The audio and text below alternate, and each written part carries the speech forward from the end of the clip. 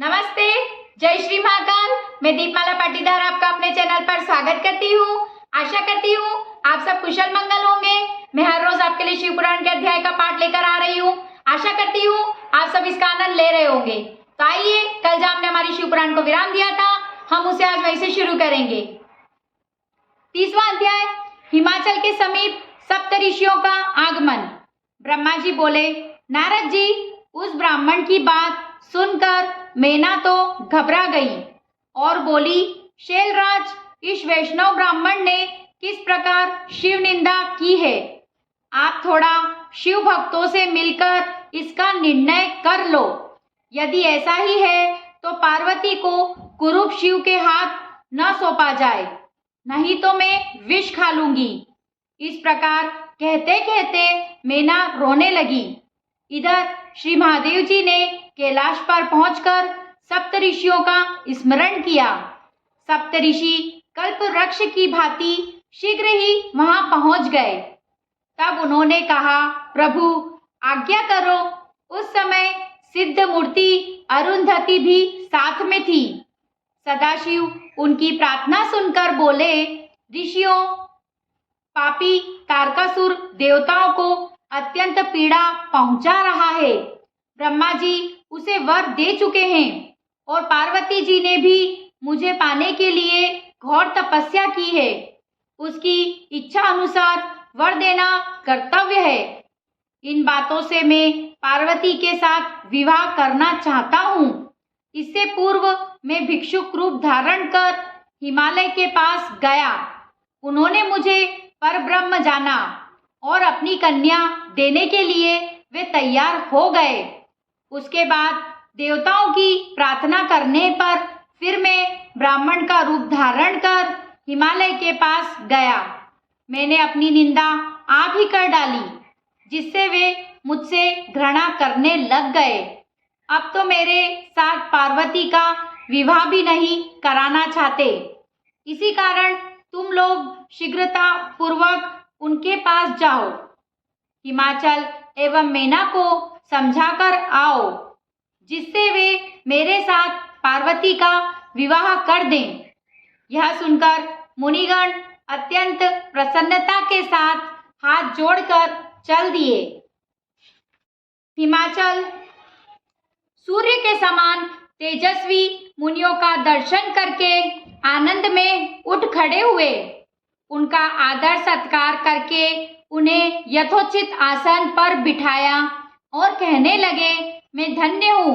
आपके दर्शनों से मैं कृतार्थ हुआ हूँ। आप तो पूर्ण काम हैं, किंतु मुझे भी अपना सेवक जानकर कुछ सेवा के लिए आज्ञा करें। 31वां अध्याय, वशिष्ठ मुनि का उपदेश। मुनि बोले, शैलराज, भगवान शंकर जगत के पिता हैं और पार्वती जी जगत की जननी हैं, और तुम श्री पार्वती जी का विवाह भगवान शंकर के साथ करके अपने जन्म को सफल करो। ऋषियों के वचन सुनकर हिमाचल बोला, ऋषिगण, आप लोग सत्य कह रहे हैं, किंतु अभी अभी वैष्णव ब्राह्मण ने आकर मुझे शिव के दोष बताकर शिव जी के साथ पार्वती के विवाह की नाहीं करा दी, जिससे पार्वती जी की माता कोप भवन में चली गई है। वह कहती है कि मैं अपनी पार्वती का विवाह शिव जी के साथ कदापि नहीं करूंगी और मेरा भी ज्ञान भ्रष्ट हो चुका है। ब्रह्मा जी बोले, नारद जी, इतना सुनकर सप्त ऋषियों ने अरुंधति को मैना के पास भेजा। वहां पहुंचकर अरुंधति ने देखा मैना शोक में मूर्छित होकर पड़ी हुई है। तब अरुंधति उससे वचन कहने लगी, मेनका, उठ बैठो। तुम्हारा कल्याण करने के लिए अरुंधति के साथ सप्त ऋषि पधारे हैं। तब मेनका खड़ी हो गई। अपने सामने श्री अरुंधति जी को देखकर नमस्कार किया। फिर बोली, यह मेरे भाग्य हैं। न मालूम किस जन्म के पुण्य उदय हुए हैं, जिससे मेरे घर श्री वशिष्ठ जी की पत्नी अरुंधति जी पधारी हैं। आज्ञा करें, मैं आपकी क्या सेवा करूं? ब्रह्मा जी बोले, नारद जी, तब तो श्री अरुंधति जी ने मेनका को भांति भांति भगवान शंकर के विषय में अनेक प्रकार से समझाया। इस प्रकार समझाकर वह ऋषियों के पास आई। इधर ऋषिगण भी हिमाचल को समझा रहे थे। वे कह रहे थे कि शैलराज अपनी पुत्री पार्वती जी को श्री महादेव जी को अर्पण करके भगवान के स्वशुर होने का सौभाग्य प्राप्त करो। भगवान महादेव परम योगी हैं, वे तो विवाह करना ही नहीं चाहते, किंतु तारकासुर के नाश के लिए उन्हें देवतागण प्रार्थना करके विवाह को बाध्य कर रहे हैं। इसी कारण तुम्हारी कन्या ने भी घोर तपस्या कर उनसे यही वर मांगा है कि आप ही मेरे पति बनो। हिमाचल बोले, हे ऋषियों, मैं चाहता हूँ कि पुत्री तो राजपुत्री है, राजाओं जैसी सुख भोगती है, किंतु शिवजी के घर तो सुवर्ण, धन, वैभव आदि कुछ नहीं है। वहाँ तो भोजन पदार्थ भी नहीं दिखाई देते। यह कन्या वहाँ जाकर क्या खाएगी, क्या सुख भोगेगी? अब आप ही बातों पर विचार करें। वशिष्ठ जी बोले, शैलराज, तुम शिव स्वरूप को जानते ही नहीं हो। उनका धनपति कुबेर सेवक है, उसके यहाँ धन की कौन सी कमी है? जो सारे संसार की उत्पत्ति, पालन और संहार करते हैं, उन्हें भोजन का क्या दुख है? ब्रह्मा विष्णु तो उनके अंग हैं। उन्होंने मुख से सरस्वती, वृक्ष स्थल से लक्ष्मी एवं अपने तेज से शिवा प्रकट की है। भला उन्हें दुख कैसे हो सकता है? तुम्हारी कन्या तो कल्प कल्प में उनकी पत्नी होती रही है एवं होती रहेगी। अपनी कन्या सदाशिव को अर्पण कर दो।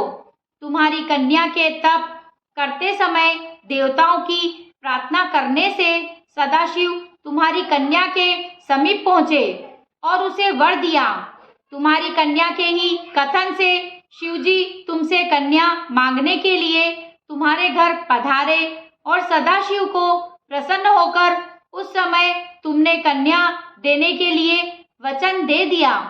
अब उन वचनों से हट रहे हो, यह उचित नहीं है। यदि प्रेम से तुमने उनको कन्यादान न किया तो भगवान शंकर बलपूर्वक ही तुम्हारी कन्या से विवाह कर लेंगे। शैलेंद्र, यह समझ लो, इसमें तुम्हारे एक भी शिखर न रहेगा। इससे पहले इंद्र द्वारा पंख काट लिए गए हैं, अब अपने शिखरों को भी नष्ट करना चाहते हो। शैलेंद्र, केवल कन्या के कारण अपना कुल क्यों नष्ट कर रहे हो? कुल की रक्षा के लिए एक का त्याग कर देना अच्छा होता है, ऐसा नीति शास्त्र कहते हैं। देखो, अनरण्य राजा ने भयभीत होकर अपनी पुत्री ब्राह्मण को दे दी और अपना संपत्ति तथा परिवार की रक्षा कर ली। आज की शिव कथा को हम यही विराम देंगे और अब करेंगे शिव जी की आरती।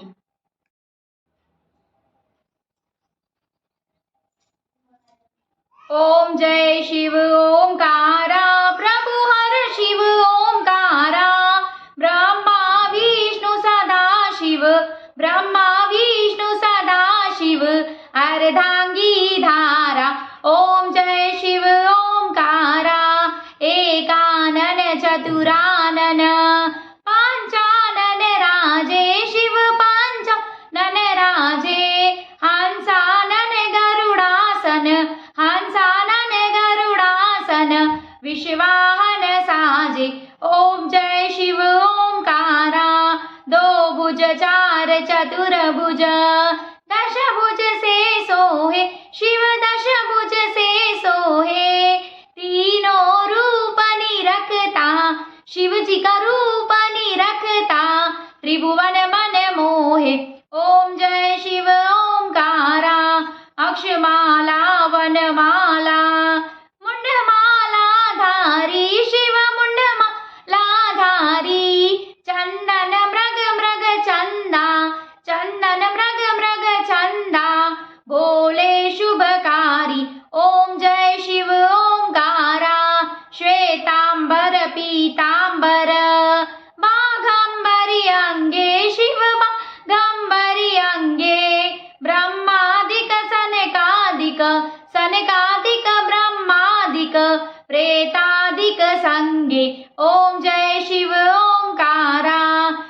के मध्य कमंडल, चक्र त्रिशूल धरता शिव चक्र त्रिशूल धरता, जग करता जग हरता, दुख हरता सुख करता, जग पालन करता।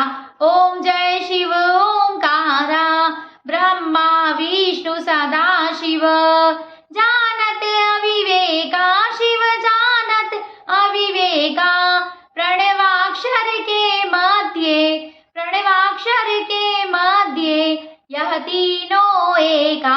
ओम जय शिव ओंकारा, त्रिगुण स्वामी जी की आरती, जो कोई नर गावे शिव जो को जन गावे, कहत शिवानंद स्वामी, कहत हरा हर स्वामी, मनवांचित फल पावे। ओम जय शिव ओंकारा, ओम जय हरे हरे महादेव।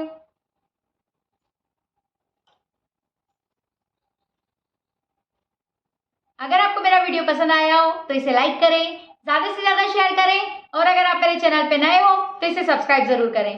Thank you. जय श्री महाकाल।